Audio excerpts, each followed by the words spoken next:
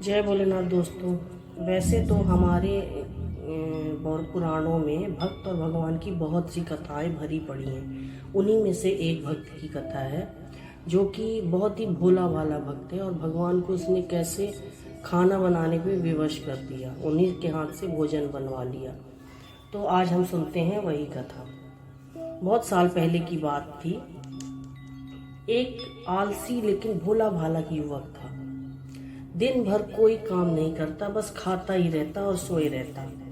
घर वालों ने कहा कि चलो जाओ, निकलो घर से, कोई काम धाम करते नहीं हो, बस पड़े रहते हो।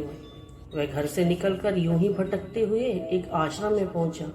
वहां उसने देखा कि एक गुरुजी और उनके शिष्य कोई काम नहीं करते, बस मंदिर की पूजा करते। उसने पूछा, मैं सोचा कि यह बढ़िया है, कोई काम धाम नहीं, बस पूजा ही तो करनी है। गुरुजी के पास जाकर पूछा, क्या मैं यहाँ रह सकता हूँ? गुरुजी बोले, हाँ हाँ, क्यों नहीं, लेकिन मैं कोई काम नहीं कर सकता हूँ। गुरुजी बोले, कोई काम नहीं करना है, बस पूजा करनी होगी। उस युवक ने बोला, ठीक है, मैं तो मैं कर ही लूँगा। अब आनंद महाराज के आश्रम में रहने लगा। ना कोई काम ना कोई धाम, बस सारा दिन खाता रहा और प्रभु भक्ति में भजन गाते रहा। महीना भर हो गया। फिर एक दिन एकादशी आई। उसने रसोई में जाकर देखा कि खाने की कोई तैयारी नहीं है। उसने गुरुजी से पूछा कि आज खाना नहीं बनेगा क्या? गुरुजी ने कहा, नहीं नहीं, आज तो एकादशी है, तुम्हारा भी उपवास होना चाहिए। उसने कहा, नहीं, अगर हमने उपवास कर लिया तो कल का दिन तो हम देख ही नहीं पाएंगे, हम तो मर जाएंगे। हमें तो भूख लगती है, आपने पहले क्यों नहीं बताया? गुरुजी ने कहा, ठीक है, तुम ना करो उपवास, पर खाना भी तुम्हारे लिए कोई और नहीं बनाएगा, तुम खुद ही बनाओगे। मरता क्या ना करता, गया रसोई में। गुरुजी फिर आए। देखो, अगर तुम खाना बना लो तो राम जी को भोग जरूर लगाना और नदी के उस पार जाकर रसोई बना लो। ठीक है। लकड़ी, आटा, तेल, घी, सब्जी लेकर वह युवक महाराज चले गए। जैसे जैसे खाना बनाया, खाने लगा तो याद आया कि गुरुजी ने तो कहा था कि राम जी को भोग लगाना है।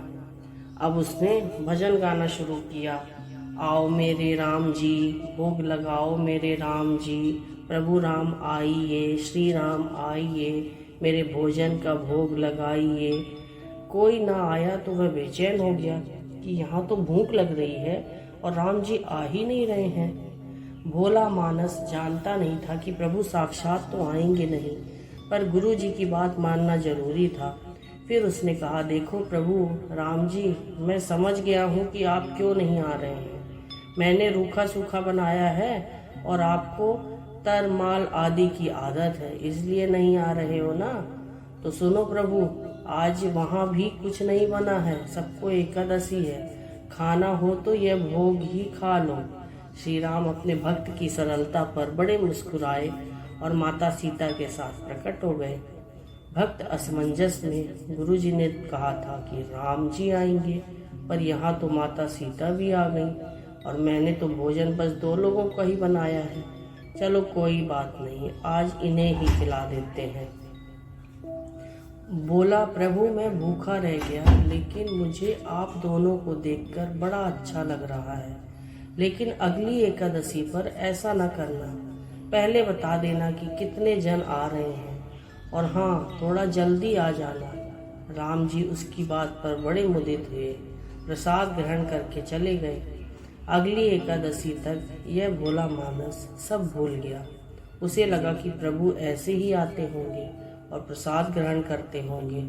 फिर एकादशी आई। गुरुजी ने कहा, मैं चला अपना खाना बनाने। गुरुजी से उसने कहा, पर गुरुजी थोड़ा ज्यादा अनाज लगेगा, वहाँ 2 लोग आते हैं।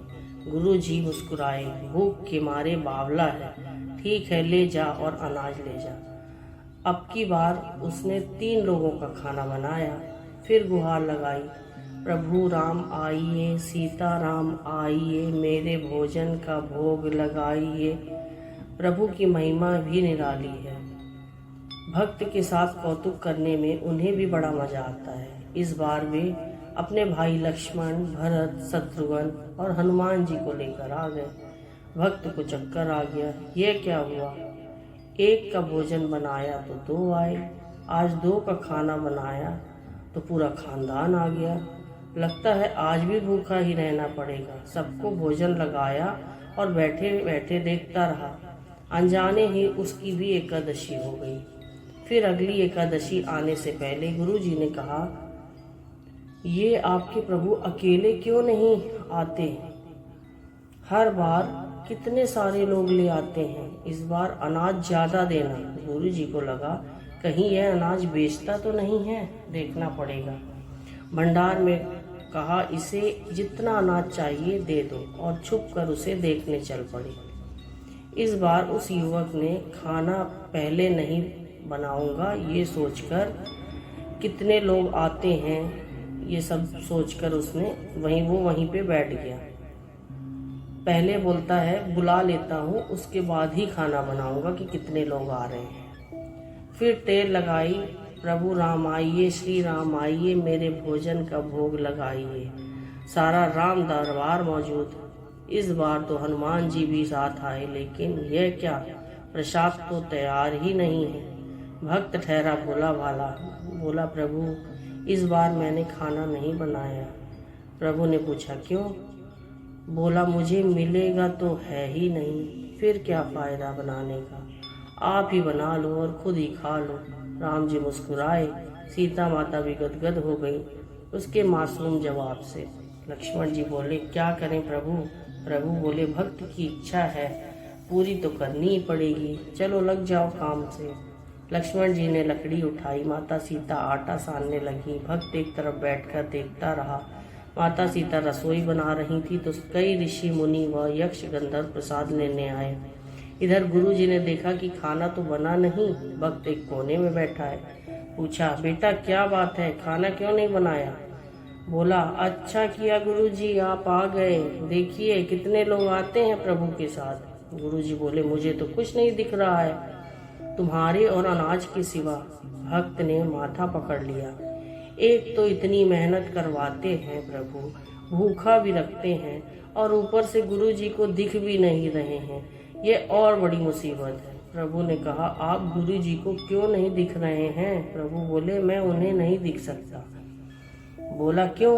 वे तो बड़े पंडित हैं, ज्ञानी हैं, विद्वान हैं, उन्हें तो बहुत कुछ आता है, उनको क्यों नहीं दिखते आप?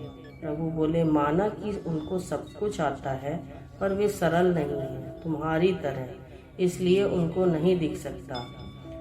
फिर उस युवक ने गुरुजी से कहा गुरुजी प्रभु कह रहे हैं कि आप सरल नहीं हैं, इसलिए आपको नहीं दिखेंगे। गुरुजी रोने लगे और कहने लगे कि वाकई मैंने सब कुछ पाया पर सरलता नहीं पा सका तुम्हारी तरह, और प्रभु तो मन की सरलता से ही मिलते हैं। प्रभु प्रकट हो गए और गुरुजी को भी दर्शन दिए। इस तरह एक भक्त के कहने पर प्रभु ने रसोई बनाई।